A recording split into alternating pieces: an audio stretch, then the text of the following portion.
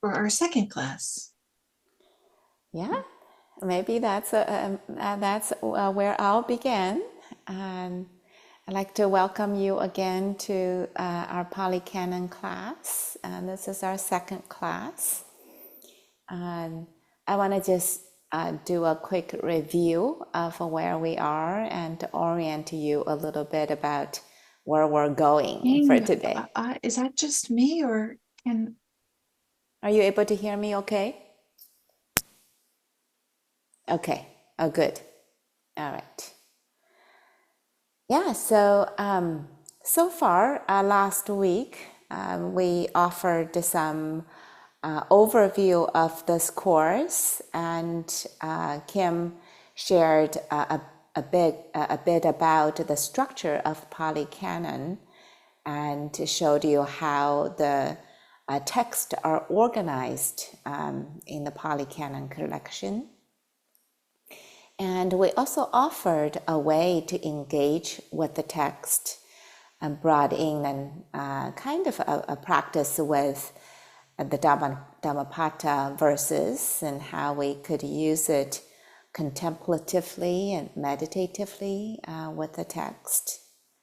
And so today we're going to move on by still staying in this bigger picture territory.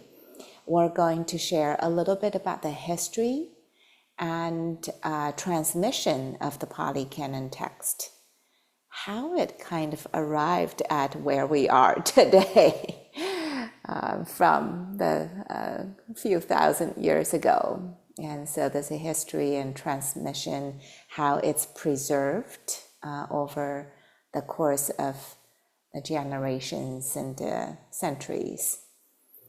And then we'll offer also some way to do some practical navigation. So as I mentioned the last time, there are a lot of tools that's being made available over the last decades or so.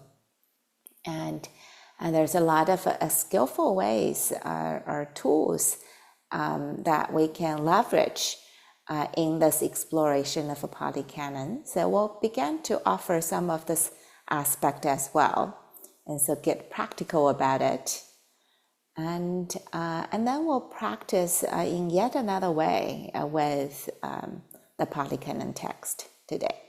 And so you get some different flavors of working with the whole body of a text today. And I will also pause just at this moment and invite any reflections you may have for the first class and 2 days ago, or if you have any burning questions. It doesn't have to be burning, but if you have any questions about what's being offered, and this is a good time to bring it in. And we also shared some material in a folder and that was emailed out to you, I think yesterday. And so if you want to raise your Zoom hand, or we can see you, I can see you on the screen. I'm happy to just look at the hands raised right now. That's fine if your video is on. So anyone?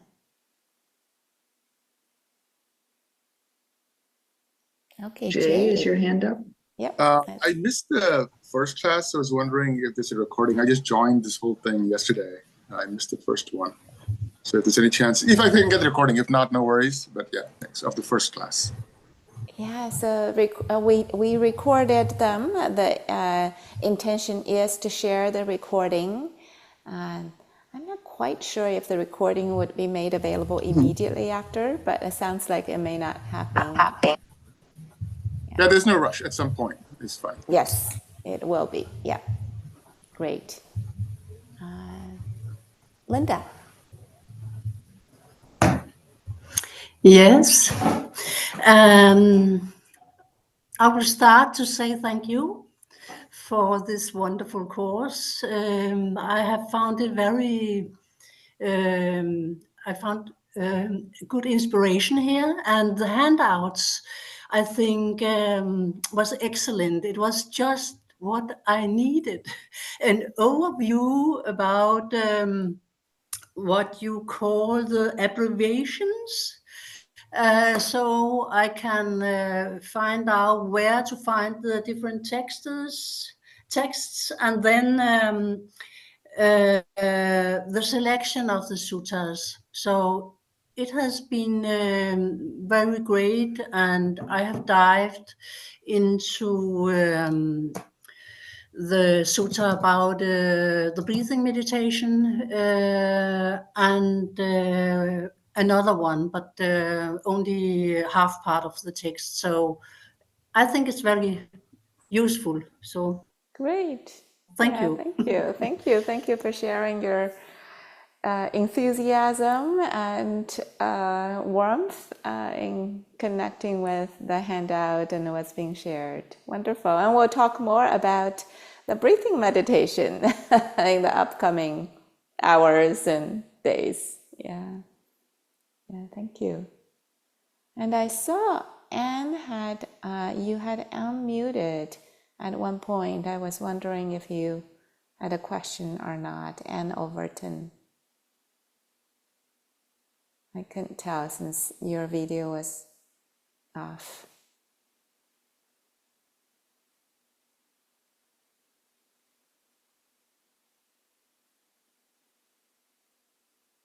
Okay, well, if there is none, then I think, let's see, any other questions?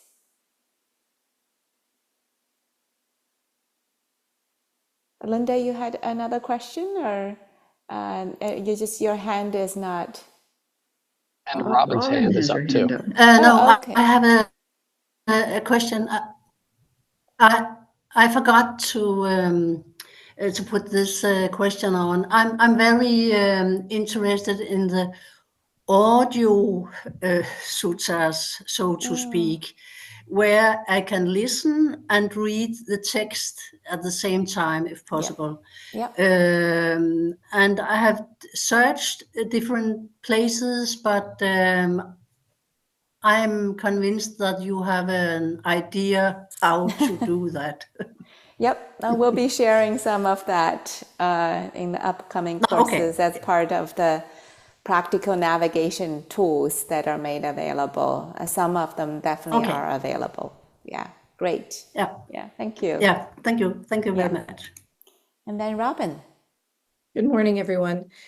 Mine is just an observation. Immediately, I just thought of when the canon is spoken as the three baskets, how accessible that makes it, that there are baskets or whatever that visual is of how it was delivered, how it holds us. It really touched me in a way that maybe will speak to the way that it's been delivered and its history, but it also makes it very accessible and comfortable for me, at least. I'm just speaking. Yeah. Thank you. Yes, we will. We probably will show a little bit today in that territory in terms of how this gets preserved and transmitted. So if there's no other questions or comments, or there is one, Stephania. Have to unmute. Yeah, hi. Thank you for offering this, because I've been trying a few times to approach the Pali Canon. I signed up a couple of years ago with the course with Gil, and I think you came for the Majjhima Nikaya with readings and the commentary, and my interest is there, but I always find the text hard to feel, and I kind of want to go to a point where I read it, I can sit with it and let it come to me as maybe a poetry would. So I found that the text where the story goes, I need you guys, which you do a wonderful job in reading it, explaining it. Is your gift to transmit, and your gift, your voice as well, your way that the kind of, and I appreciate that, and I love to have that, but I want to have the direct access more, finding a way. And I wonder if all the texts in the basket are written in the same way, the text, or there is a kind of a different way that they actually come, really as a piece of literature, the way they're written is similar. And what would you recommend, that's something that is a little bit, that comes through you more direct? But I don't know, it's just the way, find my way easy into the text. Yeah, it's Even last night, I suggest I opened the book, the middle length discourse, just randomly. And funny enough, it came on a sutta where I think was some rabbin asking Ananda about if he should follow just the word Buddha or other people that are enlightened or on the way to the Buddha, to enlightenment, or he just should follow the Buddha. I don't remember the name of, and Ananda repeats several times that you should follow just the Buddha or follow the 10 characteristic were presented, but not following other people, that kind of way. So it was kind of spoken in the way that, okay, I need the teachers, but I want to get a direct access as well to have a kind of a overall experience. yeah. Anyway, it's a bit of a comment about what's happened to me and a little question. So if you have a way Great. about it. But thank you very David. Yeah, I see David unmuted. Please go ahead. I really appreciate that question, Stephanie. And I think it highlights something that maybe we spoke of in the introduction yesterday, which is one of our aims for the course is that people really start to meet these texts and be met by them in ways that are, uniquely suited to their practice or their path of practice. So I encourage you to keep exploring, and we will touch on some of these points. I guess I unmuted first just to say that you mentioned poetry. There's a lot of poetry in these collections, and we gave some verses from the Dhammapada yesterday and meditated with them. But there's a lot of rich verse in the text that are really not appreciated or sort of brought forward, and yet if they connect with one of our practices, as they do with I think the four of us, you can follow that up. So anyway, we'll keep pointing at where to find these things so that you can have this direct relationship with the text. Yeah. And the relation. Yeah, and the relationships kept on changing also over time. That would be a richer set of relational kind of energy with it. Yeah. I also just have a brief comment. I wanted to pick up the other phrase you used, which was, I might need a teacher to interpret these sometimes. I think it's on both sides because our way of relating to the text is inevitably, it comes from our sincerity and our some part of us that wants to walk the path. And yet we know that it has some obscuration based on our biases, our history, our et cetera. And so it can be really helpful to talk about it with other people or with a teacher in order that we're not bringing our own delusions and lenses onto how we read the text. We have to continually keep reading them and looking for what's true in them, what they're pointing us toward. So I think a balance of our own apprehension of the meaning and checking that with other people is usually a good way to start. Thanks. Great. So with that, we're gonna pass it on to Diana. Great. Thank you. And thank you all for your questions and your engagement. And maybe I'll begin by saying that we have these texts that were first, well, I'll use this word, composed thousands of years ago. So of course, if we're bringing our 21st century mind that is used to says my internet connection. I'm having a little bit trouble with my internet. Am I doing okay? Yeah, okay. If we're bringing our sense of, like, we're used to reading fiction in which there's a storyline that carries us through, or if we're used to reading nonfiction that has things organized in a very logical manner and that's very consistent from one thing to the next, then we're going to be a little bit disappointed, because that's not the same way. I mean, naturally, thousands of years ago, things were different. They didn't, and primarily it's because this was orally transmitted. And I'll talk about that in just a moment.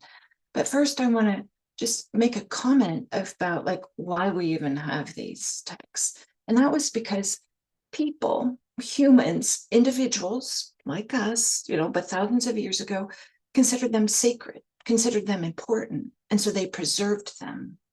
So this was people who had a relationship to these teachings, who said, this is worthwhile preserving and taking care of. And so, I mean, for me, I just sometimes think about this. How many individuals over these thousands of years, I keep on emphasizing this word thousand, have had a hand in preserving them? And I would say even us today, right now in this course, are also having a way of preserving them, because it's humans having a relationship to texts that bring the richness forward, and the way that we are talking and discussing them probably is not going to be the same that 100 years from now, 200 years from now. They're going to be thinking about them. And I know that it's not the same that 200 years ago they were thinking about them. So I just want to, I'm highlighting like how it's really people and humans that are interacting with the text that kind of like is such an important part of this practice and part of this tradition. So what we've been pointing to, and what we intend to point to, is that this emphasis on like practice, like bringing these texts into our lives. The four of us, we found these to be inspiring and touching. And I want to, as I shared at the end of last class, sometimes I do find myself shaking my head like, what? And in my role as a Dharma teacher, as opposed to kind of like this role, more teaching about the text, I'm not bringing in every single text in the sutta. There's a way in which we can highlight those that support our practice. So maybe something that we might do, all of us as individuals, is ask, well, why do we care about these texts? What is our relationship to them? As well as part of that question is, what do we hold to be authoritative? If it's in the text, do we think, oh, it must be true, even if it's completely different than our experiences, even if it's very different than what our teachers say? So just something for us to keep in mind, like what is our relationship to this? With this idea that we want to relate to these skillfully, rather than becoming dogmatic, or rather than becoming highly skeptical, or any other way that doesn't support the path. So as we've mentioned, these texts were initially preserved orally. There was an oral tradition. Writing, the scholars don't agree 100% on this, but for the most part, writing was not in general usage then. That everybody agrees with. So in order to preserve something, it was done through memory. And right now we might think like, wow, that's quite something. But I want to highlight that reading didn't exist then. So just human brains were different. Right? We just know that if you're going to memorize everything, that's different than if you're used to reading something. These are different skills in the mind. And also, even today, there are people who memorize thousands and thousands of texts. That's still happening today. And they've like stuck some of these people in MRIs and looked at them like, yep, their brains are a little bit different. They have, different parts that are shaped differently. So just to right now, we might think like, whoa, that's quite something. That's clearly didn't work well. But, back then it was a little bit different. So to put a little bit of historical context after this, a little bit after the Buddha's death, they wanted to preserve these texts. I'm using this word text just like this material, this body of work.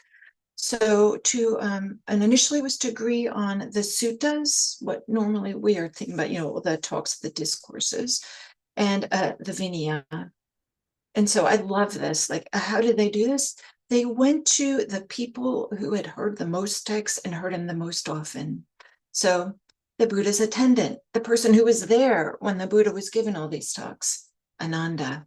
He was the one who had memorized and who recited the sutta pitaka, the basket that has the discourses in it.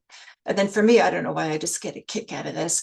The barber, the person who was shaving everybody's heads before they got ordained, was the person who had heard again and again and again the rules for the monastics, right? You can just imagine, like, okay, you're going to get ordained. Let's make sure you know all the rules.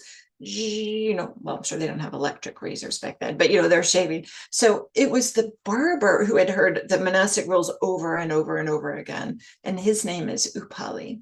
So Ananda, the attendant, Upali, the barber, recited these texts for other people to hear, and they were memorized at that time. So that is what's called like the first council. The council is when a bunch of people come together and the texts all get recited and they're memorized. And then, there was a second council 70 years later when it seemed like, oh, wait, there seems to be some disagreement on some of the rules for the monastics. And then the, third, fourth, fifth, and then I'm going to fast forward to the sixth council, which for me, I feel so touched by this. Some of you might have even been alive when this was finished, when this was done, the sixth council. The sixth council ended with the rise of the full moon on the evening of May 24th, 1956. The Buddhist tradition holds that this was the 25th, 100th anniversary of the Buddha's death. So in Burma, this is a country that really, is a Buddhist country. They wanted to honor the 25th, 100th birthday of the Buddha. So they held a sixth council that ended in May 24th, 1956. It started years before, and even before that, they started with all checking to see the memorization of people. There were lots of people that had memorized the complete Pali Canon. Amazing, amazing. Can you imagine? And that's still going on today, and they're still having these examinations to check people's memories of whether they've have memorized this. So I'm going to right now, I'm going to, David in a moment is going to share something about how these texts are preserved, but I'm going to share my screen and just talk a little bit about the timing of all this. So many of you have seen this if you looked at some of the handouts that we showed. I added just a tiny little bit here just to kind of like help put these in perspective. First of all, this is not to scale. But just to say, so the Buddha, this is, generally the 5th century before the Common Era. And the commentaries are the 5th century at, the beginning of the Common Era. So there's between 800 to 1,000 years between the Buddha and these commentaries. So maybe that's one thing I'll say. And the commentaries are like the Visuddhimagga, the Path of Purification. Some of you might have heard about this. Maybe I'll say briefly, tipitaka, this is a word that refers to commentary. Different Buddhist lineages emphasize the commentaries. For me as an individual, I don't so much. I'm more interested in what's in the Pali Canon. But if you were to talk to a monastic from Sri Lanka, they would really emphasize the commentaries, maybe even more than the Pali Canon. So just to show that there's lineage differences. And then I also want to say we have here Pali Canon and the Agamas, and Ying spoke about this at our last class. The Pali Canon is not a surprise, preserved in Pali, this language, and this was primarily in the eastern part of India, ancient India. In the western part, Sanskrit was more of a language that was used more than in the eastern part. So some of the the texts got preserved in Sanskrit. And then the Chinese came from the Silk Road and said, wow, look at these texts. These are amazing. Here, we're going to translate these into Chinese. They translated in the Chinese. The Sanskrit got lost. And now what we have are the Chinese translations. And those are the Agamans. So these are occurring at the same time, but geographically in different places. And there's a little bit of differences between them. And maybe I just want to share very briefly a handout that it wasn't in there, but just to give a little bit more about what I'm pointing to here. So this is another gross generalization, but there was a schism after the time of the Buddha's death into two main parts, and then they evolved a little bit differently. Of course they did. Thousands of years ago, they didn't have the internet, but not only that, they didn't have paved roads. So people didn't travel, right? So there's just natural that there's going to be these changes that happen. So there's 3 arrows here. This is meaning to show there's like schism after schism after schism. And then we end up with Theravada, what is like in the Agamas would be over here. It would be something else that came off of the Sthaviravada. And then the Mahayana comes off of the Mahatsankika. Just to show this idea, there is not an arrow that goes straight from Theravada to Mahayana. Just to make that point. That's what I meant to say. So maybe with that, I'll stop sharing, and then I'm going to turn it over to David, who's going to bring this more to life with something, again, that I think is so fascinating. So, David. Thank you. Yeah, I hope I can do this. We love to share these clouds. And made by I was trying to think, what's this person's relationship to me? He's my wife's uncle. I was thinking that makes him my uncle-in-law, but I'm not sure there is any such thing. But at a garage sale in rural Oregon, I'm trying to move my video around physically, zooming out. But he found this, which is a portable bundle of palm leaves. And I'm going to show some pictures taken so you can see it more clearly, but I wanted to give you a sense of the size of it. And within these, and I'll just hold it up slightly, see if I can find a representative. Within these are a series of texts. You can't see them, I don't think, clearly, but in a moment I'll show a picture. But what these are palm leaves into which have been scratched the text in a Thai Lao text, a Thai Lao script, and then brushed lightly with charcoal so that an image remains of the text. I'll show you a couple pictures. But I didn't know what the language was, and so I sent it I asked a Thai friend of my wife's to look at it. He recognized the text, sent it to somebody who can read the text, and they identified the sutta as a sutta known as the Mangala Sutta, the Sutta of Blessings. And this gave us to believe that this is probably a collection of texts that was carried around from place to place by monks as they interacted with lay communities of practice, and using a set of suttas that are particularly useful for blessings, for the rites and rituals of daily life activities of lay practitioners, which I mentioned mostly because of Stephanie's point.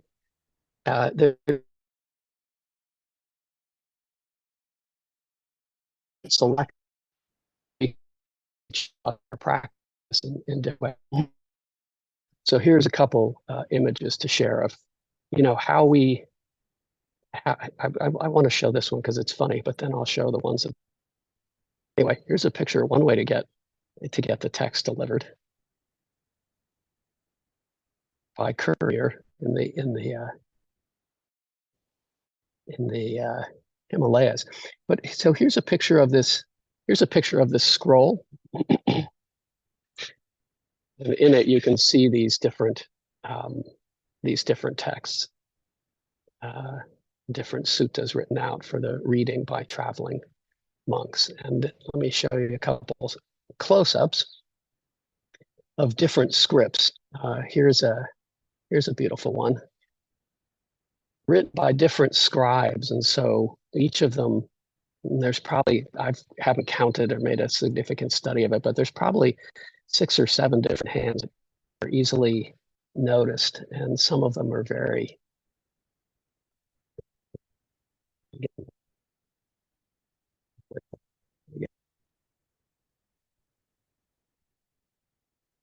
yeah, there's a particularly beautiful one, it seems to me. So again, these are palm leaves scratched with a sharp implement and then brushed with charcoal. And then, as Diana said, the text preserved for a specific use in a way that probably for people who chanted them and knew them well, this collection of bundles would have served as sort of a reminder. And it has a special feel, though, when somebody comes to your wedding or a funeral or a new child and pulls out a sacred text and chooses one to read that's appropriate for that occasion, and then folds it up and takes it off with them to the next supper. At any rate, we just like to show that to give a sense of the human character of saving these important texts and preserving them for specific uses that support practice. Maybe I'll just put in here that the current understanding is that the writing down of them happened around in the right before the Common Era. So maybe around year 0 or year -30 or something like this. So they were for hundreds of years, preserved orally, and then written down first on palm leaves, like David was showing.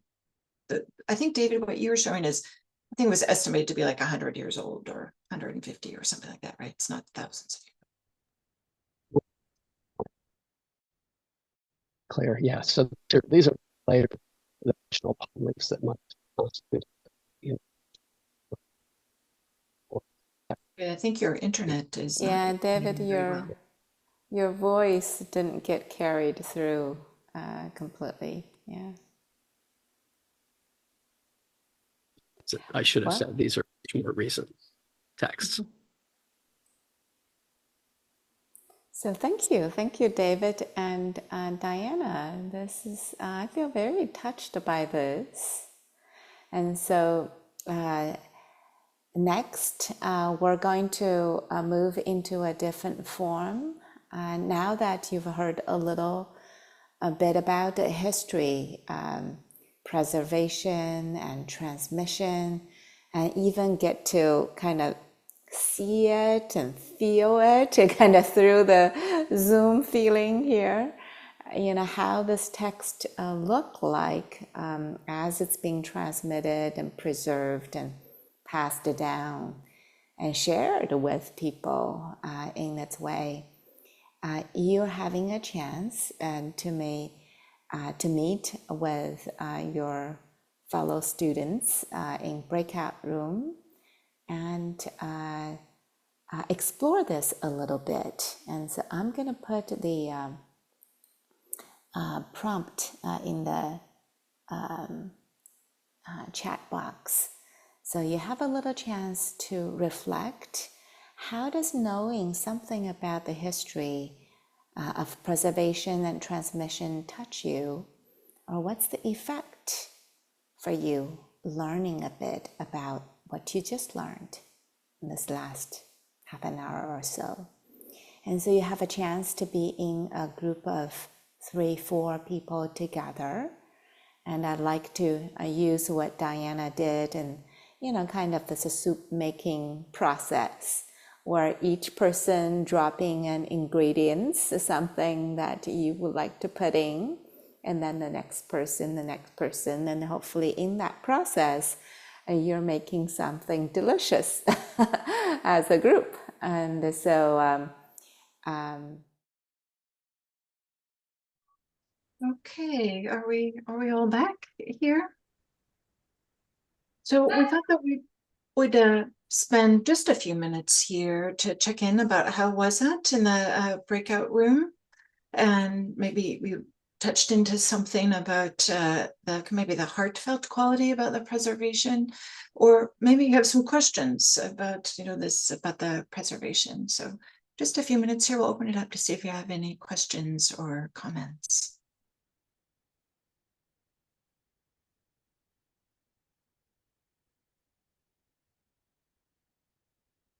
Yes, Pat. Yeah, one thing that struck me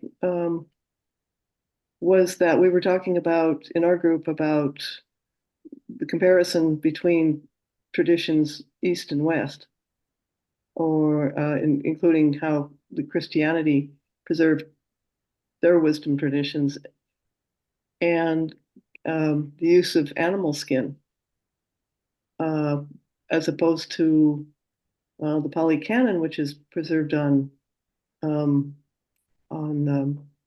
plants. So it keeps with the dictum of do no harm. I was struck with that. Very nice. Thank you. I never thought of it that way. Thank you. I didn't either. Jeannie. Did I miss something, or do we know where the original writings happened? So there's what the tradition says, and then there's what the scholars say.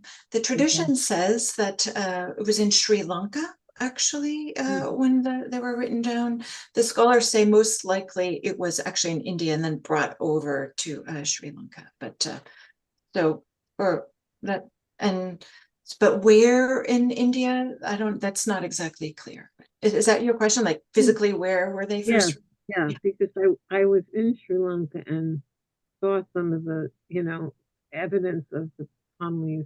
I'm not sure they were the original, but so that just made me wonder where they were from. And I mean, yeah, the Buddha did quite a bit of traveling. Yeah. So. Wait, I'm sorry. Did you say the Buddha did quite a bit of traveling? Well, the Buddha did some traveling too, but that's not. I mean, even way before. So. Yeah, that's right. It was a king who had said, let's promulgate these teachings, and he sent some monastics to Sri Lanka. That's what the tradition holds. That's what, and then they got in Sri Lanka. There was the history, or what we believe happened was there was a famine and there was war. So they were saying, oh, these might be lost unless we write them down. So by that time, writing was a little bit more common, and so they wrote them down on palm leaves. Thank you. Yeah, thank you, Jeannie. And Nancy, and that'll be our last one. Okay, hello. Sorry, I came back a little late from the breakout rooms. Is this general Q&A? Yeah, we're talking about, we're talking about the breakout room, but also about the history and preservation. Okay. Okay, thank you. Yeah, I have a question about that. So I really appreciated the timeline and then the graphic you showed after that. But I'm not sure, I just want to make sure I understand correctly about the relationship between when I'm not sure if it was simultaneous or if it was sequential, the split off or the differentiation between what was written in Sanskrit and what was written in Pali. So were you saying that it was at the time of the Agamas that those were written in Sanskrit at the same time as, or I guess they weren't being written yet, being spoken in Sanskrit at the same time as the Pali Canon, or some of those works were being spoken in Pali? Yeah. But if so, then I got confused by the later graphic, which looked like the differentiation was later. Is my question making sense? So yeah, so what I'm not showing there in the later graphic is like with the Mahayana. I'm not showing with Sanskrit there.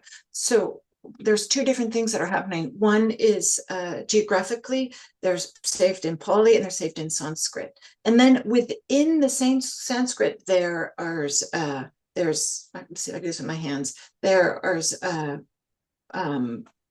schisms and there's changes and changes. And one of these ended up being Mahayana. Okay. Does that make sense? And then what was happening on the other side? At the They were continuing to be preserved. The text just kind of like on the Pali Canon and kind of turned into the Theravada, and that was preserved, and that's what we have today. Okay. And then I was impressed by something you said, that the Sanskrit got lost. So after things were translated to Chinese, the Sanskrit got lost. I'm kind of curious, maybe this is a little off topic, but I'm a little bit curious about that phenomenon. You know, this is very interesting, Nancy, because what I didn't go into is like I showed that first schism, but actually, and then over here on the side that ended up leading to Theravada, there at one time were 18 different schools, whereas Theravada is just one, and then we have Savastivada, Mula Savastivada, and some other ones. So vast majority of things got lost. It's so unusual that the Pali is preserved. It's just amazingly. I mean, that's pretty amazing, thousands of years, right? That things got preserved. So thank you. Will you share that? Yeah. The other, okay, on the Google Drive. Yeah, those are great documents. Thank you. You're welcome. You're welcome. And now I'll turn it over to David, who's going to bring us into the very modern world. Yeah, I just to make a segue from that question and conversation to this, exploring some of what's available to us. Yes, we should, when we find it, as I think we find it, you know, when it's available to us as easily as it is now, it's a remarkable thing, and really unusual in the long history of these teachings and texts that we, you know, that they are preserved and as accessible as they are to us. That may not always be the case. So keeping the teachings alive, it's kind of a commitment that comes with the study. If we, as Diana said, you know, if we too care about these texts and teachings, preserving them is part of what we, in a way, we take on as part of being, you know, being in the tradition. Anyway, that's just something to keep in mind. And we do it like this. I mean, this is part of doing that, keeping these teachings and texts alive. Yeah, I've had a series of little technical things happening to me today, just my day. And it's been a long morning, but I think this should work fine. So what I'd like to do is share with you all this gem of called Sutta Central. And Sutta Central is easily found. I would just point out that the address, which you can see, if this will get out of my way, up here, is Sutta Central, one word, .net, not .com, not .org, but .net. And this will bring you to this amazing site, which I'll just go down briefly and just give you a sense that it begins with the tipitaka, the three baskets that we've referred to. And first is the basket of discourses, to which we've made regular mention. That's a great place to head in, but I just want to point out that there's a lot that's available on the site, and we'll make reference to it over the next couple of days, including one of us asked this morning about where they might hear readings of the texts. And indeed, Sutta Central, which has a little bit of everything and a lot, has a section devoted to exactly that. So it's worth exploring, as we'll do a little bit now and a little bit tomorrow, Ying and I, kind of how to use Sutta Central. Just to show you how you might get to something we've already talked about, we've talked a lot about the basket of discourses, the Nikayas, the 5 basic collections that we talked about, introduced by Kim the other day.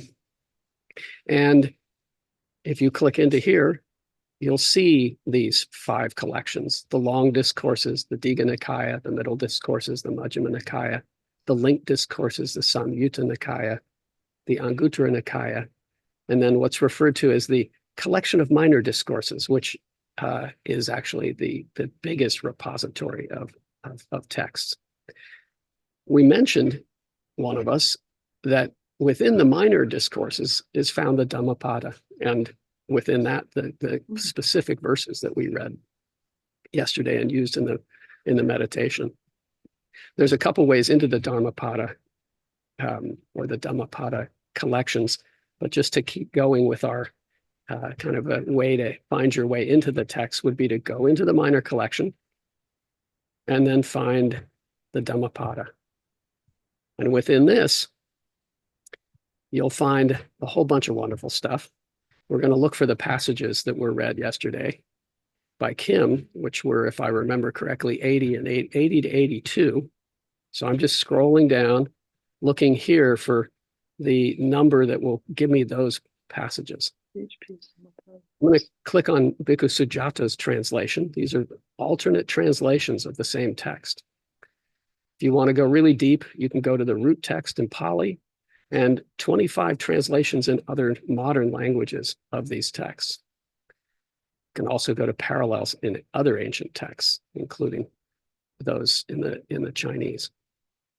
But if you click into Bhikkhu Sujata's translation, want to give him his props. Bhikkhu Sujata was largely responsible for creating the vision behind Sutta Central, and for a long time, all the translations, or most of the translations, were his. If we go down to the verses that were read yesterday, here they are, 80 through 82, and we use these. We made reference to them, but we also use them in the guided. I'm just going to keep going for a second. I want to show you some cool stuff.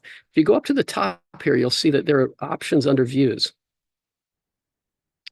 In views, I've clicked main, which shows us these principal divisions of the text and allows us to see in the text which verse we're on. The view function also allows you to choose a way to see the Pali and a Pali lookup function. So this is extremely cool. Now we can go down to those verses. What did I say? Here we go, 80 to 82. And if we want to, we can go into the Pali and see what the actual words are. Interesting here, for example, Sujato has said the astute. Other translators say the wise. We read a translation the other day that said the sage. And that word is pandita. And you can click on that word. And for most of the words that are here, you can click on them and see down at the bottom a definition. So this just gives you a sense of kind of how to find something and then how deep you want to go down this particular rabbit hole. Back up at the top here, and I'm going to work our way back because I promised, I'm keeping an eye on the clock here. I promised that we'd show how to find a way to a theme, or a topic, like the aggregates, the 5 aggregates. So let's do that. And there's a couple ways we might do that. You'll note up here that this shows us our path. It's nice to see the path back. Dhammapada verses 76 to 89, Dhammapada, the Guttaka Nikaya, the collection of minor discourses, and then back to discourses, and back to home if we want. I'm just going to go back to discourses. And Kim mentioned that within the linked discourses, the Samyutta Nikaya, a whole division of the texts is devoted to the 5 aggregates. And we can find those. I clicked a little too quickly through. We can find those by going down to, she said, Samyutta Nikaya 22. And here's that numbering. And I can go within them and find a whole bunch, 159 short discourses that work with, tell us something, address in one way or another the 5 aggregates. So again, extremely rich. I won't keep going kind of deeper and deeper. But again, here you can see the ability to get into the translation as well as the Pali for these texts. Switching topics, I think, to something that you may also find very useful, which is sometimes the numbering associated with the text can be quite challenging. I don't know that that's true. It was for me. It doesn't mean it will be for others. But sometimes scholars, in particular, use one way of referring to the numbering of the text, and more popular authors of more popular books will use another way of referring to text. And I'll use an example of the Satipatthana Sutta, a sutta that is central to this lineage and very, very commonly referred to in the West. The sutta that deals with four ways of establishing mindful attention in different arenas of our experience. If it's referred to in a popular literature, it might be referred to as Majjhima Nikaya 10. And in fact, in this book that Kim showed the other day, the Majjhima Nikaya, the middle length discourses, I can go to sutta number 10 and find the Satipatthana Sutta. I'm going to show a better picture of this in a minute. At the top of the page, and this is Bhikkhu Bodhi's wonderful translation, and I want to, having said a lot about Sutta Central, I want to put in a plug, as Kim did, not just for books in general, because I'm with Kim on that, but for this particular book or this particular series of books, because they have some really wonderful features in them too. The first one I bring attention to is just that at the top of each page of this book, it shows where it says here's the Satipatthana Sutta, Majjhima 10. It also gives another set of numbers up here. It tells us that in the texts, the reference text of the Pali Text Society, this is found in volume 1 on page 55. And Bhikkhu Bodhi's text gives the details so we can actually follow the pages in the Pali Text Society versions. And here we see, for example, it's going from the first volume, page 55, to the first volume, page 56. This is really useful to be able to find a very specific reference by a scholar. The other thing that I'll say about the Bhikkhu Bodhi collections that's really important is the notes. On that first page I showed you, there was a note after the word Satipatthana. And here we get, one of the leading scholars and translators of our tradition giving us a sense of the various ways that Satipatthana can be interpreted. This kind of scholarly apparatus and footnoting really isn't found anywhere else, with a few exceptions. Sujato on Sutta Central provides some similar footnotes for the Digha Nikaya, and you'll find those with different colored asterisks. But Bhikkhu Bodhi's books are extremely rich, and the notes make them extremely valuable. The final thing I'll point to in the time that remains for this brief share is what I think of as a concordance, but I don't think that's quite the right word, but is a cross-listing that we'll put in the, if we haven't already, we'll put in our folder for the class. This is drawn from Lee Brasington's website, to give him his props, but allows you to cross-connect. And I keep this on my phone when I'm reading a book and a scholar makes a reference to Majjhima Nikaya, volume 1, page 56. I might know that's the Satipatthana Sutta, but I might not. So I can go down from the Digha, all the ones that say DN or D or Digha.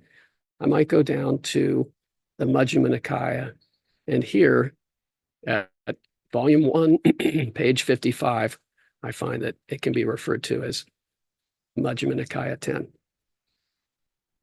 we'll share that for those who would like to be able to have a handy cross-reference that allows you to go from a scholarly text and system of footnoting to the more a more conventional kind of numbering of the suttas by their familiar titles. So I've left a couple minutes there just to make sure, given my a little bit scattered state of mind, to see if any of my colleagues want to add anything. Particularly, I'm looking at my notes here, but anything that I have completely left out, inaccurately stated, or other things that might happen as a result of my internet issues. Friends? Anything missing? No, nothing. Just wondering, David, if you want to do something about the Anapanasati Sutta. That's in your note. Okay. Oh, is it in my notes now? Okay. So when we go back, yeah, absolutely. Happy to take a, actually, I think that's something I was looking at. Okay. So I can go back to Sutta Central, and let me show you something that's really handy, which is this. Sutta Central's search function is very specific, and it sometimes assumes you know a lot, or that you know exactly what you're looking for. So a handy way to keep in mind is actually to step outside of Sutta Central for a moment, type in Sutta Central like this, and then type Anapanasati. And I'm purposely misspelling it because Google will straighten it out and give me a link to Sutta Central. Okay. Alternately, if I know I'm looking for Majjhima Nikaya 118, I can go to the middle discourses. I can click there again. And then I know it's 118, so it's going to be in this section, this final group of 50. And additionally, it'll be in here. So there's two handy ways to make your way to Majjhima Nikaya 118. If you use the search function in Sutta Central, and I know, Kim, I have just 1 minute, you would have to put in MN118 without a space, and I've already done it wrong. MN118, and then it'll come up. But I find it's frequently easiest to go to Google first, or other search engines. I don't mean to champion Google, to get a link. Put in Sutta Central, put in Anapanasati, however you think of spelling it, or you could put in Sutta Central, mindfulness of breathing, and it'll get you to Majjhima Nikaya 118. Or you can look within Sutta Central itself. Thanks for the reminder, Ying. And now I'll pass it over to Kim. Wow, thank you, David. I love these tours of Sutta Central. There's so much on there. In fact, if you thought that was a lot, which we'll have even more on Saturday from Ying, but I encourage you in the meantime to get onto Sutta Central and just play around. Don't feel intimidated or like it was all too fast. By just clicking, it's pretty intuitive. And if you have questions, we could maybe address some of those on Saturday. So this is your chance to empower yourself on this website. Okay, so we'll shift gears now a little bit and go into our period of practice, which is actually meant to be a continuation of our theme for today of history and transmission and connecting ourselves to the text. And I hope I can kind of tie together some of the themes that have been brought up. So we will do meditation. We will look at I'll read a couple of different translations of a passage from the last sutta that David showed, Majjhima Nikaya 118, mindfulness of breathing. And we'll also, at the very end of what I'm doing, this section I'm doing, we will listen to a chant, the beginning of the chant of Majjhima Nikaya 118. We had a question about that. Can we listen to these? It will be in Pali. You can also hear the suttas read in English, by the way. But I will do the chant version in Pali. And that's to remind us that the chants that Diana talked about as the original way of preserving these texts that tradition continued even after they were written down. People still, monastics mostly still chant even the texts, not just the sort of more popular devotional chants, but we also the texts themselves. Okay, so don't worry about remembering everything I just said. It's meant to tie together. And we're going to now, as Diana said, participate in this process of transmission, of preservation by our own presence. So we'll be doing what's called a recollection practice in this meditation, which is the Buddha actually recommended as a way to inspire and uplift the heart. And he suggested certain inspiring themes for recollection. And that type of meditation, one deliberately brings to mind words or thoughts or ideas and lets them settle in kind of below the level that they're generated with the thinking mind, then lets them settle into the body, to the heart, as a support for our path. And so, in particular, one of the recollection topics is the recollection of the Sangha. Sangha has preserved the texts over time, and so we can feel a sense of gratitude, of connection. These are people who have devoted themselves to the practice, the path, Buddhism in some way. And I see some of you already settling in. So if you haven't done so yet, please find a meditation posture. You're welcome to close your eyes if you would like. And just, I'll just guide us through this part where we have words at first and then settling out.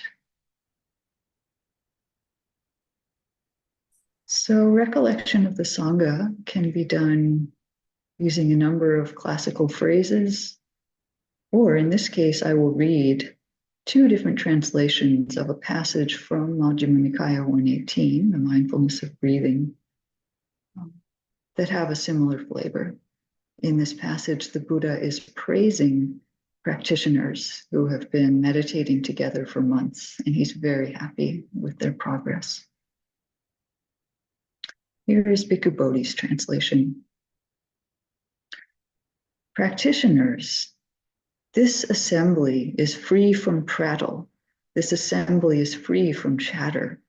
It consists purely of heartwood. Such an assembly is worthy of gifts, worthy of hospitality, worthy of offerings, worthy of reverential salutation, an incomparable field of merit for the world. Such an assembly is rare for the world to see, and worth journeying many leagues with a travel bag to see. So consider how that lands. People deep in meditation,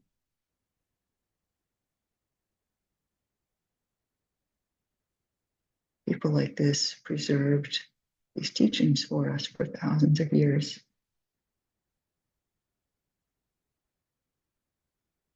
And here is Bhikkhu Sujato's translation of the same passage. This assembly has no chaff. It is free of chaff, pure and consolidated in the core. An assembly such as this is worthy of offerings, worthy of hospitality, worthy of religious donation, worthy of greeting with joined palms, and is the supreme field of merit for the world. An assembly such as this is rarely seen in the world and is worth traveling many leagues to see, even if you have to carry your own provisions in a shoulder bag.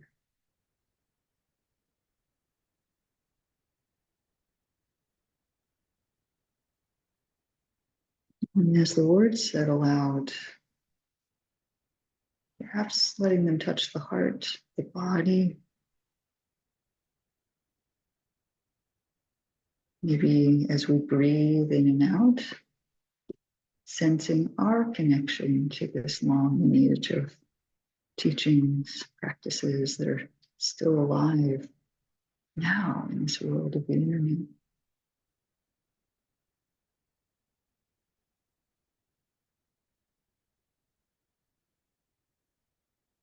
You can transfer your attention to whatever feeling has been generated, letting the words settle out.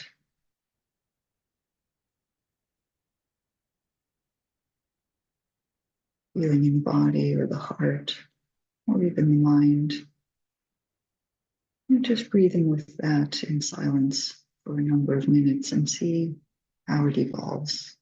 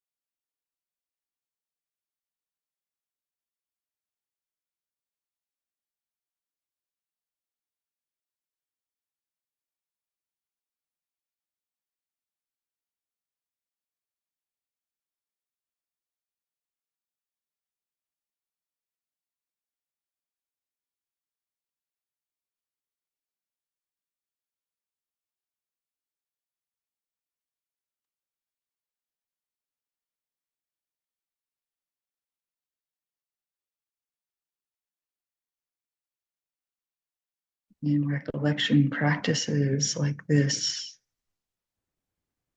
there is language in the suttas that talks about what can happen in the heart and mind as we let them evolve. I'll just read that. It says, in one who recollects the Sangha,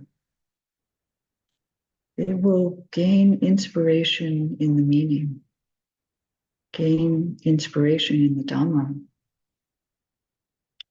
That person gains gladness connected with the Dhamma. When they are glad, joy is born. In one who is joyful, the body becomes tranquil. One whose body is tranquil feels happiness.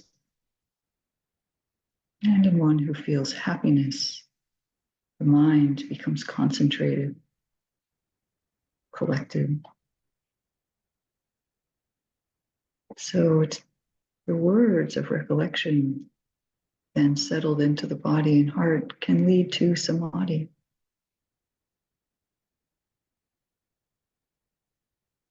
Eventually. So now I'd like to shift. You can stay in meditation, but I'm going to play this chant that is in Pali of the beginning of MN 118. It's not the passage that I read, but if we continued listening long enough, the chant would get to that passage. I'm going to play about 3.5 minutes, just so you know how long it will be.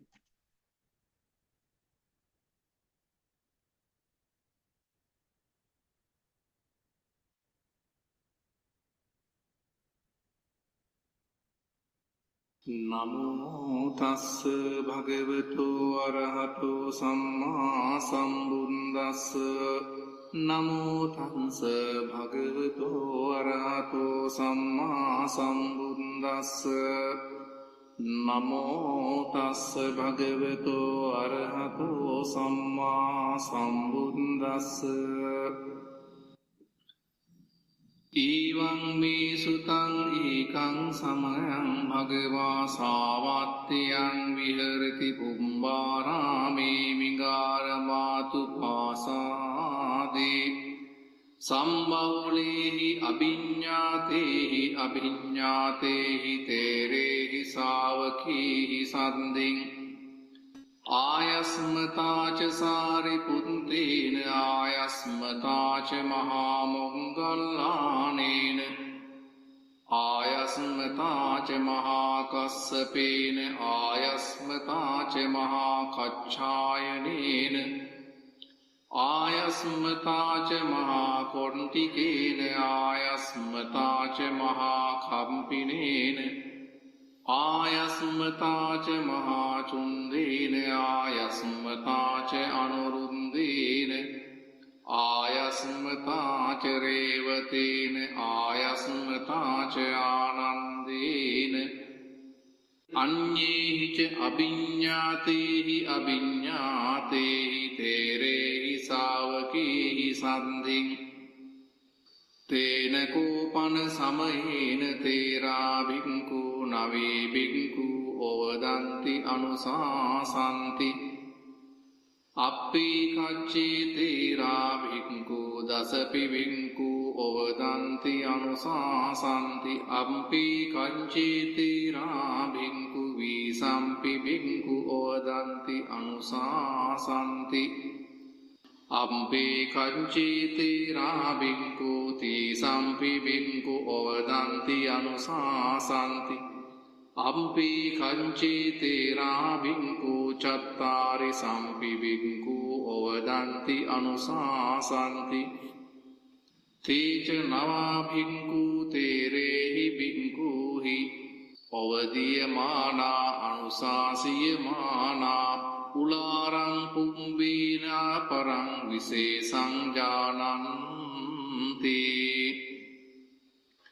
Tina kopana samayena bhagava tadaruposate pannarase pavaranaya Punnaya punnamaya rattiya bhikku sangha parivuto abhokase nisinno hoti Atako bhagava tunhi bhutang bhikku sangham anuvilokitva bhikku amantesi Araddhosmi bhikkave imaya patipadaya Araddha chintosmi bhikkave imaya patipadaya Tasmātiha bhikkave bhiyo sumattāya viriyam ārabhata Appatthassa pantiyā anadigatassa adigamāya Asaccikatassa saccikiriyāya